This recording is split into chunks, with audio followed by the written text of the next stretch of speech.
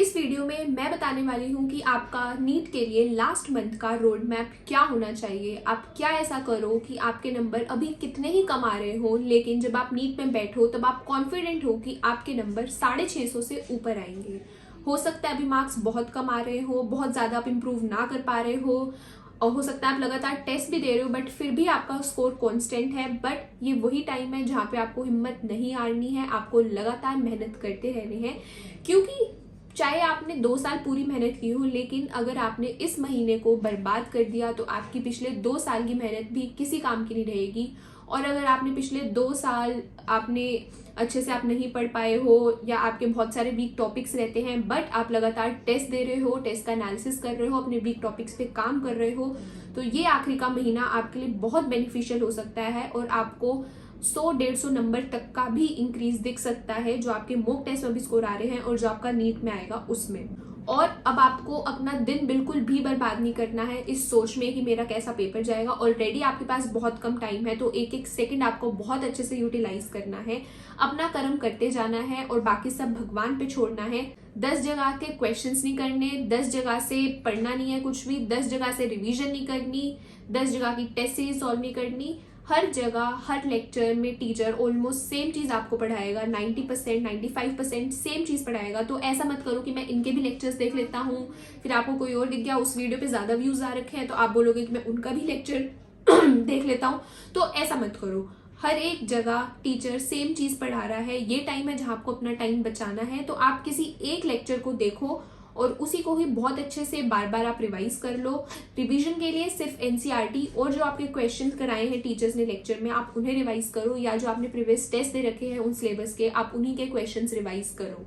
तो मैंने भी अपना नीट क्लियर किया है 2022 में और 690 मार्क्स आए हैं मेरे। तो मैं अपना पर्सनल एक्सपीरियंस आपके साथ शेयर करती हूँ इस वीडियो में, ताकि आप जो गलतियां मैंने अपनी की है या जो गलतियां मैंने अपनी सुधारी हैं, मैं उन गलतियों को आपको बता सकूं ताकि आप वो गलती ना करो और आपका स्कोर भी इम्प्रूव हो जाए। तो सबसे पहला काम तो आपको ये करना है कि अपने मोबाइल से फेसबुक, इंस्टा डिलीट कर देना है, अनइंस्टॉल कर देना है, और कोई गुंजाइश नहीं होनी चाहिए कि आप उसे यूज कर रहे हो।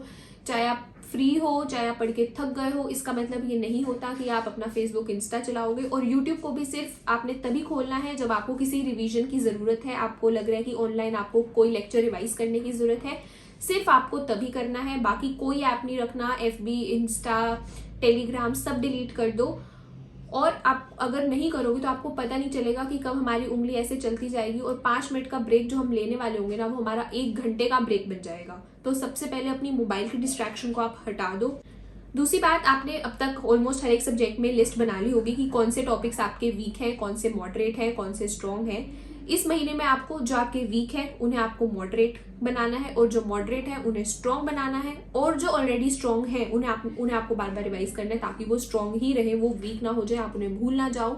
ऑर्गेनिक, इनऑर्गेनिक और बायोलॉजी की एनसीईआरटी आपको रटी होनी चाहिए। चाहे कोई फिगर आ जाए, चाहे कोई मैच द कॉलम आ जाए, कुछ भी आ जाए, चाहे समरी से कुछ आ जाए, आपको आना चाहिए।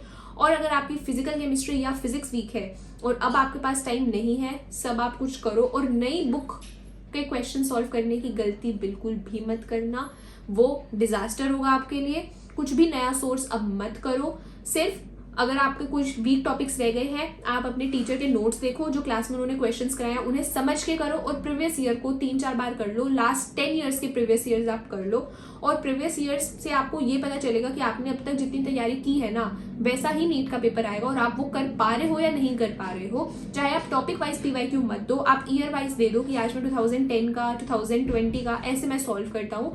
फिर आपका स्कोर बढ़ेगा, आपको लगेगा कि आपके कहाँ कहाँ वीक टॉपिक्स हैं, आप उन पर काम करो।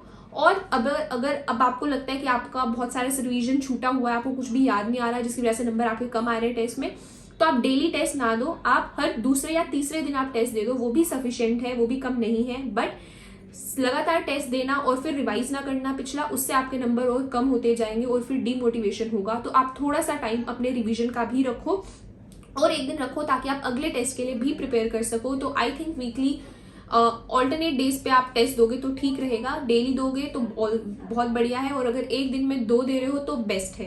बट ऑल्टरनेट डेज से कम नहीं चलेगा, आपको ऑल्टरनेट डेज पे टेस्ट देना पड़ेगा इस टाइम। और यही वो टाइम है जहां आपको लगातार पढ़ाई करनी पड़ेगी, अपना डेली रूटीन सेट करना पड़ेगा, अपने टेस्ट के टाइमिंग्स आपको सेट करने पड़ेंगे 2 से 5 का, इससे लेट नहीं होना चाहिए। इनफैक्ट 1 से 6 का टाइम आपका पढ़ाई का होना चाहिए ताकि आपको बिल्कुल भी नींद ना आए।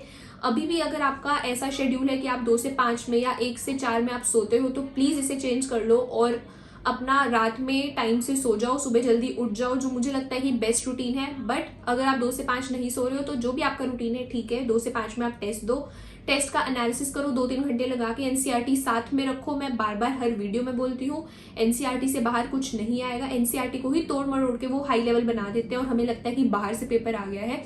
तो एनसीईआरटी को ही आप बहुत अच्छे से पढ़ लो। अगर आप अभी मेहनत कर रहे हो ना, तो चाहे आपका नीट क्लियर हो या ना हो, आप आगे एक बहुत अच्छी पोजीशन पे पहुंच जाओगे क्योंकि आपको मेहनत करने की आदत पड़ जाएगी। आपको ईमानदारी से अगर आप काम करोगे ना तो वो आपको बहुत ज्यादा पे करेगा फ्यूचर में, चाहे आप किसी भी लाइन में जाओ। और नीट सब कुछ नहीं है, लेकिन ये अभी आपके दिमाग में नहीं आना चाहिए। अभी आपका सिर्फ यही एम होना चाहिए कि मुझे किसी भी हालत में क्लियर करना है, सिर्फ 20 दिन रह गए हैं, मुझे अपनी 100% एफर्ट्स डालने हैं, मुझे अच्छे से काम करना है और मुझे रिजल्ट्स की टेंशन नहीं लेनी है। जो होगा भगवान मुझे मेरी मेहनत के हिसाब से दे देगा। और इस टाइम पे आपको फाइट करना है टिल दी एंड। और अगर आप अभी बिलीव कर लेते हो कि आपका पेपर क्लियर होगा, आधी फाइट तो आपकी वहीं खत्म हो जाती है। बची हुई जो फाइट है वो आपको अपनी मेहनत से पूरी करनी है। तो बस आप बिलीव करो खुद पे, ये बिलीव करो कि मैं कर लूंगा, मैंने पूरे साल मेहनत की है, ठीक है, और मैंने सारे टेस्ट दिए हैं, मैं उनका अच्छे से एनालिसिस कर रही हूँ, तो कैसे नहीं होगा मेरा पेपर क्लियर। और आप इसी मोटिवेशन के साथ करो। और रही बात आपको ब्रेक लेना होता है, तो आप उस ब्रेक में, पढ़ाई करने के बीच में आप थक गए हो, बीच बीच में आपको ब्रेक्स चाहिए, तो उस ब्रेक में आप मोबाइल मत चलाओ।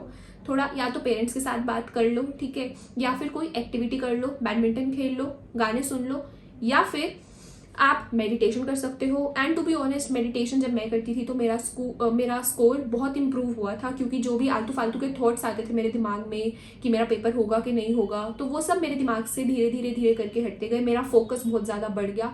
अगर मैं 2 घंटे कोई चीज़ पढ़ रही थी तो वो 2 घंटे लगा के मैं अपना दिमाग वहीं पर पढ़ रही थी। ऐसा नहीं 2 घंटे में सिर्फ आधा घंटा मेरा दिमाग जो है वो पढ़ाई में जा रहा है। और इसकी वजह से और क्या होता था, पेपर में भी मेरा दिमाग कहीं और नहीं जाता था, मेरा अटेंशन, मेरा फोकस सिर्फ पेपर पे ही रहता था, जिसकी वजह से कोई भी वर्ड क्वेश्चन में मेरा मिस नहीं होता था, सारे ऑप्शंस मैं अच्छे से पढ़ने लग गई थी और उसकी वजह से मेरे सिली मिस्टेक्स इतनी ज़्यादा अवॉइड हो गई थी और मेरा स्कोर इंप्रूव हो गया था। और ये मेडिटेशन वगैरह करने से आपका जो फालतू की घबराहट होती है, टेंशन होती है पेपर को लेके, पेपर में बैठ के, वो सब भी कम होगी। तो आप सुबह शाम ये आदत बना लो कि आप मेडिटेट करो या फिर भगवान का नाम जपना स्टार्ट करो, कि नींद भी रेगुलर होने लगेगी। हो सकता है आपको टेंशन में नींद भी ना आती हो, खाने का मन नहीं करता हो, तो मेडिटेशन आपका सारा सिस्टम जो है वो ठीक कर देगी। और दूसरी इंपॉर्टेंट बात कि आपको OMR अपनी फिल करने की प्रैक्टिस अच्छे से होनी चाहिए। और बहुत सारे बच्चों की स्ट्रैटेजी होती है कि हम सारा पेपर कर लेंगे उसके बाद हम OMR पे आएंगे। तो ऐसा हो सकता है कि आपका पेपर लेंथी आ जाए और पूरा पेपर आप कंप्लीट करो जब तक टाइम ही खत्म हो जाए और OMR भरने का टाइम नहीं मिले। ये सबसे गंदी चीज हो सकती है किसी भी स्टूडेंट के साथ। तो आप अपने या तो 20-20, 30-30 क्वेश्चन करके आप अपनी OMR भरो, या फिर आप ले लो कि मेरे को एक सब्जेक्ट करना है बॉटनी, वो सारे क्वेश्चंस करके मैं इसकी OMR फिल करती हूँ, फिर जूलॉजी, फिर इसकी OMR। लास्ट के लिए बिल्कुल मत छोड़ो OMR को, ठीक है, मतलब मेरी सजेशन यही ही होती है। बट अगर आपको लगता है कि आप पेपर कंप्लीट कर लोगे 2.5 घंटे में ही, लास्ट में ही फिल करोगे, तो वो आपके ऊपर है, आपकी स्ट्रैटेजी है। और इस टाइम पे आप अपनी मेहनत के लिए तैयार रहो। आपको कुछ बाहर की मोटिवेशन की जरूरत नहीं होनी चाहिए कि कोई मुझे आके बोलेगा तो ही मेरा मन करेगा। यही वो टाइम है जब आपको प्रूव करना है, आपको अपने स्टेथोस्कोप के लिए काम करना है, आपको गवर्नमेंट कॉलेज में आने के लिए काम करना है, और जो आपका सपना है वो पूरा होगा अगर आप यही टाइम को यूटिलाइज करके, इसी टाइम में मेहनत करके अपना रिजल्ट 100% दोगे। That's it from my side. And just अभी ये आपको ध्यान रखना है कि अभी जितना भी टाइम रह गया आपको टेस्ट का नंबर अपना बढ़ाना है। अगर आप वीकली सिर्फ 2 टेस्ट दे रहे हो तो उसे 3 कर दो या 4 कर दो। और लेकिन आपको साथ साथ अपना ध्यान रखना है कि जो आपके वीक टॉपिक्स हैं उन्हें भी आप कवर करते जाओ। ऐसा नहीं है कि सिर्फ आप टेस्ट दे रहे हो, जो अपने एनालिसिस हैं, जो आपको समझ नहीं आ रहा कि मैं उन्हें नंबर कहाँ कट रहा, वो ही ना देख रहे हो, तो फिर टेस्ट का कोई फायदा ही नहीं है।